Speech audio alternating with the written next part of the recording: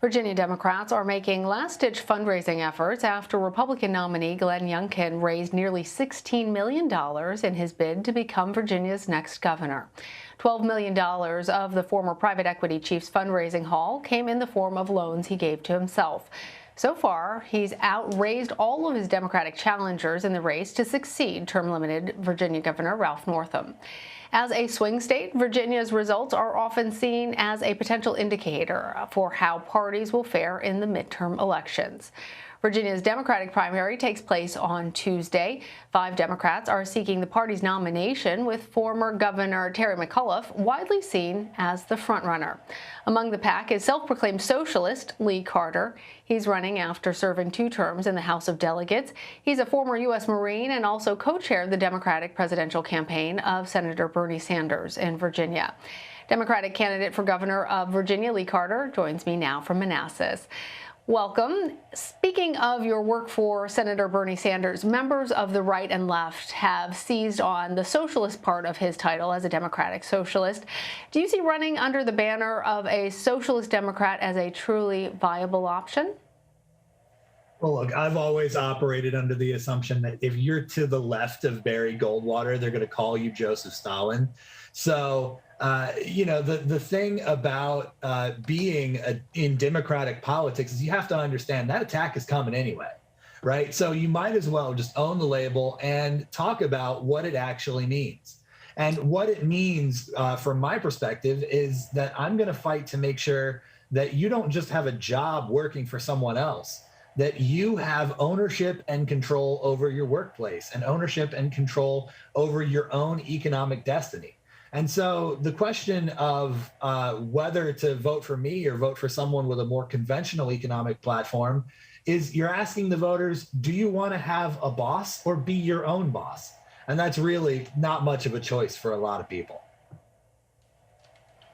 And we mentioned the massive fundraising efforts by the Republican nominee, Glenn Youngkin. Tell us about the fundraising efforts that you've been engaged in during these final days before the primary and how that's been impacted by the pandemic. The pandemic has made things really difficult. Unlike every other candidate in this race, I have never taken a single dime from any for-profit corporation or industry interest group. I never have, and I never will. I'm the only candidate in this Democratic primary who is 100% grassroots funded. And so the people of Virginia know that I am working 100% for them and not for any of these special interests out there.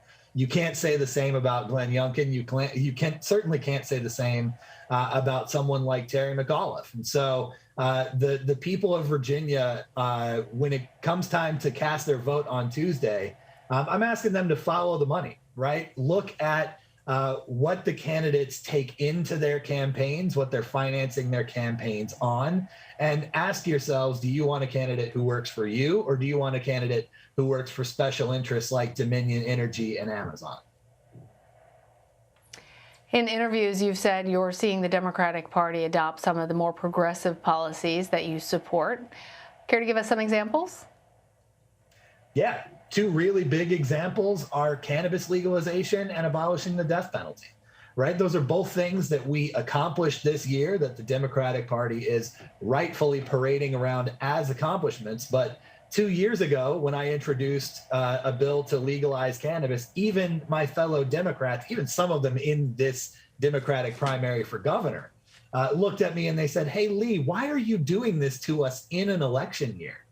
Well, because it's the right thing to do, first of all, and because it's tremendously popular. And here we are 2 years later. Cannabis is about to be legal in Virginia starting on July 1st. And same situation with abolishing the death penalty. Last year, I was the only one in the House to put in a bill to do that. And my fellow Democrats said, whoa, that is way too far. We certainly can't do that. And then they took a year and they got feedback, and the people said, hey, this is overwhelmingly popular. This is something that we want to do. We don't think the state should have the power to kill you. And now we've abolished the death penalty in the Commonwealth of Virginia. So, it's about leadership that's willing to be the one to step off that cliff and say that what the people want, what's morally right, they're often the same thing. And in those cases where they are the same thing, it's the politicians that are standing in the way, and we've got to stop that. I'm wondering, what are some of the other policies that, as governor, you'd like to bring into the mainstream? What are the core tenets of your candidacy? So first of all, I'm fighting for a universal healthcare system that will guarantee everyone in Virginia can see a doctor when they need to, right? Not access, not affordability, but a real guarantee that you can go see the doctor when you need to. I'm also fighting for, as I said, we just legalized cannabis, but we have to decide how we're going to legalize. Are we going to let big tobacco buy up the whole industry, or are we going to have the industry owned and operated by the people who work in it? I prefer the latter, and I want to use 100% of the cannabis tax revenue to fund reparations for Black and indigenous Virginians.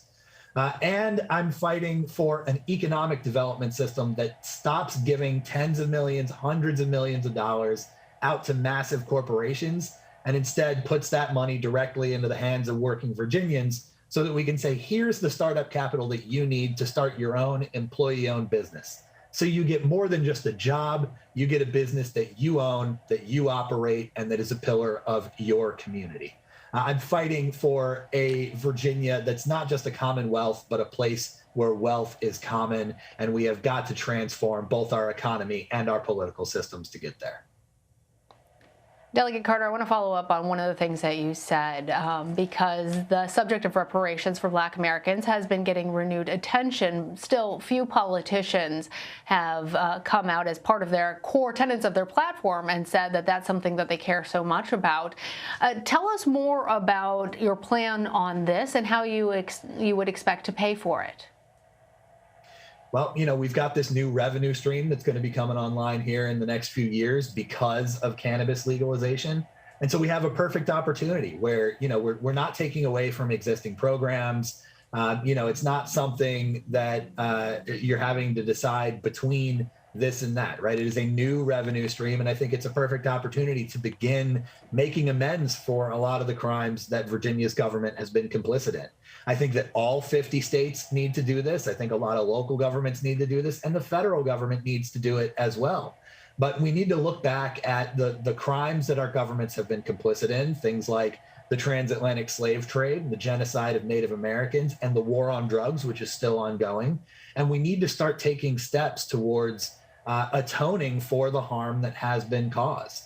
And we can't fully make up for those things until we take that first step. And this is a perfect opportunity for Virginia to take that first step. Well, as I mentioned, the primary is right around the corner, but already more than 90,000 voters have cast their primary ballots. A Roanoke College poll released Friday showed that former Governor Terry McAuliffe has taken the lead with 49% support among likely Democratic voters. How are you trying to convince any remaining undecided voters that you are the better candidate to beat Glenn Youngkin, the likely Republican? Well, Terry McAuliffe, when he won in 2013, first of all, it was with record low turnout, and he outspent his opponent nearly 2-1 and only won by, I think it was 2%. So, we can go back to what barely worked before and hope that it barely works again, or we can make a break from the past and we can have a candidate who everybody knows, whether you agree with me or not. You know that I'm not lying to you and that I'm not working for the special interests. I am working 100% for the 8.5 million people who call Virginia home.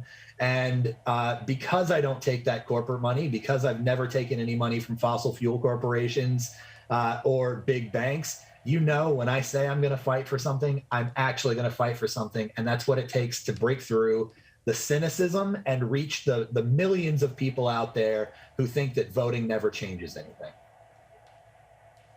Democratic candidate for governor of Virginia, Lee Carter, thank you for joining us. Thank you so much for having me.